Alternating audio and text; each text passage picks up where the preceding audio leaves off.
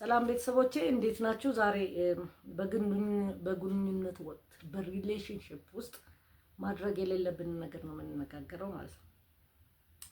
እንግዲህ ግንኙነት ውስጥ ወይም ይሄ ጾታዊ ግንኙነት ውስጥ ካለን ስለ ቀድሞ ግንኙነታችን በጭራሽ ማውራት መቻል የለብን። ሴቶች ችግር አለብን እዚህ ላይ። ወንዶች እንኳን በዚህ የድሮ ሚስቴ፣ የድሮ ጓደኛ፣ የድሮ እንደዚህ አይሉ። ሴቶች ግን በጣም የምንጠመድበት ወይም ደግሞ አጠገብ ያለን ሰው በጣም ይወደናል ብለን ስለምናስብ ይሆን አላቅም የድሮ ጓደኛዬ በዚህ ወጥቶ በዚህ ገብቶ እንላለን። ወንዱ ደግሞ ብሎ ዝም ብሎ ይሰማል። ከዛ ነገ ስንጣላ መሄድ አምሮሽ ነው ወይ እንደሱ ስላላረኩ ነው ወይ እንደሱ ስለዋለንኩ ነው ወይ የሚል ነገር ትዳራችንን ይበጠብጣል።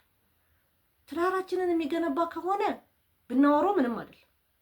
በትዳራችን ላይ ቫልዩ የማይሰጥ ነገርን ስላለፈው ታሪካችን ስለ ቀድሞ ታሪካችን እዚህ ለአዲሱ ሰውዬ መንገር ምንም ጥቅም የለው። ምንም አንደኛ ኮንፊደንስ ያጣሉ። ወንዶች እንኳን በህይወት ካለ ሰው አይደለም ከሞተ ሰው ጋር ራሳቸው የሚያወዳድሩ ሰዎች ናቸው። የጥንት ጓደኛዋ ሞቶ ከሆነ ከሞተ ሰው ጋር ራሳቸውን ኮምፔር የሚያደርጉ ሰዎች ናቸው። ወደ ሞተ ሰውዬ ትሄዳለች ብሎ የሚያስቡ ሰዎች ናቸው፣ እንኳን በቁም ስላለ ማለት ነው። ስለዚህ ስለ ቀድሞ ወይም ስላለፈ ነገር በጭራሽ መናገር የለብንም ማለት ነው።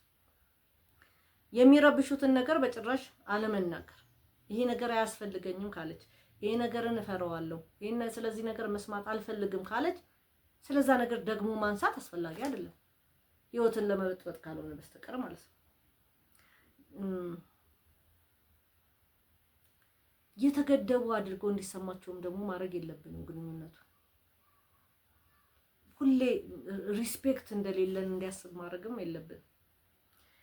በእነሱ ላይ ፍጹም መጠራጠር፣ ጥርጣሬ እንዲፈጠር የሚያደርግ ነገር ማድረግ የለብንም። በእነሱ ላይ ፍጹም አትጠራጠር። እነሱ ወደ አንተ ውስጥ ከሆኑ በፍጹም አያታልልም። በቃ ሰው ህይወቱን ከሰጠ ኑሮውን ካንተ ጋር ለመኖር ወይም ደግሞ ካንቺ ጋር ለመኖር ከመጣ በኋላ ባልተነገብ ማለት እጅ ከፍንጅ መያዝ ከቻለን ጥሩ ነው። አለበዛ በጥርጣሬ ላይፋችን በትላንትናው ላይፍ እያነሳን ትላንትና ባወሩት ነገር ላይ እያነሳን እንደዚህ ነው በአብዛኛው ትዳር ላይ ያሉትም ይሁኑ ጓደኝነት ላይ ያሉት በእንደዚህ አይነት ነገር በትላንትና ላይፍ ዛሬ ተገምቶ ሰውን ብዙ ችግር ሲገጠም ስፔሻሊ ለምሳሌ አስተናጋጅ ሆና ካገኛት የሆነ አሁን ስታጠፋ ድሮም እኮ ያገኘሁሽ አስተናጋጅ ላይ ነኝ ይላል። ቡና ቤት ካገኛት ድሮም ያገኘሁሽ ቡና ቤት ነው። ሊፍት ሰጥቶ ካገኛት እሷም ደግሞ ሁሌም ሊፍት እየሰጠ ሚስት የሚይዝ ነው የሚመስላትና መጠራጠር መቻል የለብንም። ምንም ነገር ማጋራት እንደማይችሉ እንዲሰማቸው ማድረግም ጥሩ አይደል ማለት የሆነ ነገር ባንነግራት ወይም ደግሞ ይደብቀኛል ብላ እንዲሰማት ማድረግ ጥሩ አይደል።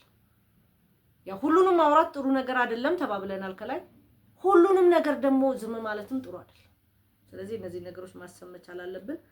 ከቀድሞ ወይም ከሌላ ሰው ጋር በጭራሽ ማወዳደር። አንዳንዴ እኔ እኮ ቀይ ብትሆን ኖሮ ደስ ይለኝ ነበር፣ ቀይ ነው የምወደው፣ ጥቁር ነው የምወደው፣ እንደዚህ ነው የምወደው የሚባል ነገር አለ። ማወዳደር ፍጹም ጥሩ አይደል። የድሮ ባሌ ጥሩ ነበር፣ የድሮ ባሌ ቀይ ነበር፣ አንተ ጥቁር ሆንክ፣ ይሄ ጥሩ አይደለም ማለት ነው።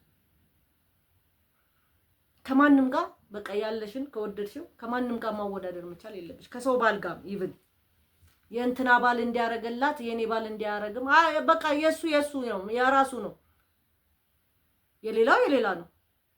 አለበዛ ያኛውን ሰውዬ ማግባት አለብሽ። በእነሱ ላይ በጭራሽ መቆጣት።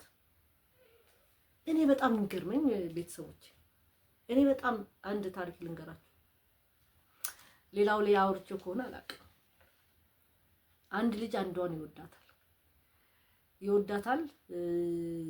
ከዛ በፊት ለካ በአጋጣሚ ሆኖ የሷን ዘመድ ጓደኛ አድርጓል። ከዛ ያችን ትቷታል፣ ይችኛዋን ፈለጋት። ይችኛዋ ደግሞ በዛች ላይ ባደረገው ነገር ጠልተዋል። ሰውን እየሰደበ ሰውን አቢዩዝ እያደረገ እንዴት ነው ሰው ለዛ ሰው ፍቅር የሚኖረው? እኔ አሁን ግራ ይገባኝ ማለት ምንም እኮ ማወቅ አለብኝ ራሴ። እንዴት ነው ወንዶቻችንን የምትሳደቡት? እንዴት ነው ሰው ላይ እጃችሁን የምታነሱት? እንደገና ያችን ሴት ደግሞ አቅፋችሁ ለማደር መፈለጋችሁ በጣም ነው የሚገርመኝ። እንዴት ይቻላል እንዴ?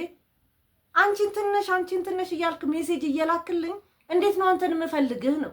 ወይ ሌላ አላማ ኖሮኝ ካልፈለግኩ በስተቀር ወይ ገንዘብ ካለ ወይ ሌላ ነገር ካለ እሱን ፈልጌ ካልመጣው በስተቀር ሴት ልጅ የሚያከብራትን ነው። ምንም መናጢ ድሃ ቢሆን ሪስፔክት የሚሰጣት የሚያከብራት ከሆነ ካጅህ አትወጣ። ገንዘብ ብትቆልል እንትን አረግልሻለሁ፣ እንትን ከፍትልሻለሁ፣ መኪና ገዛልሻለሁ፣ ቤት ገዛልሻለሁ እያልክ ብትረግጥ ገንዘቡን ልትፈልግ ትችላለች። ነገ ሲሳካላት ጥላት ትሄዳለች። የፈለገ ይሁን ሴት ልጅ ክብር ነው የምትፈልገው። ሴት ልጅ ፍቅር ነው የምትፈልገው። ወንድ ልጅ መጽሐፍ ቅዱስ ምንድን ነው ያለው? ወንዱን አፍቅራት ነው አይደል ያለው? ሴቷን ተገዛላት ነው ያለው። ለወንድ ልጅ የበላይነቱን ስታከብርለት ደስ ይለዋል።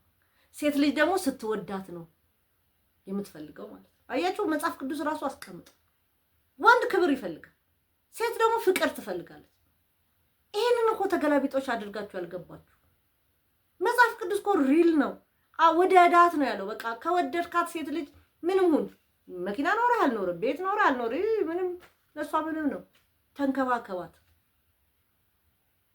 ወንድ ደግሞ ሴት ልጅ አክብሪው፣ ምንም ይሁን። ለምን እንደው ባለስልጣን አይሆንም፣ የሚያከብረውን ሰው ይወዳል ወንድ ልጅ። ስለዚህ ይሄን ነገር ማወቅ መቻል አለባችሁ ማለት ነው።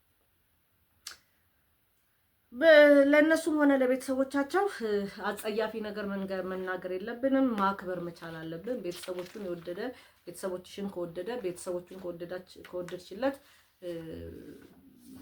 መውደድ ነው። በህይወት ውስጥ ጣልቃ እንዲገቡ ማድረግ አይደለም። ብዙ ጊዜ ጣልቃ እንዲገቡ ቤተሰቦችን እንፈቅዳለን። ያ ደግሞ ብዙ ነገር እያመጣብን ነው። ጣልቃ መግባት መውደድ ሌላ ነው። ማክበር ሴት እና የእሱን እናት ቤተሰቦቹን ማክበር ይጠቅማል እኮ። የማይጠቅም አይምሰላችሁ።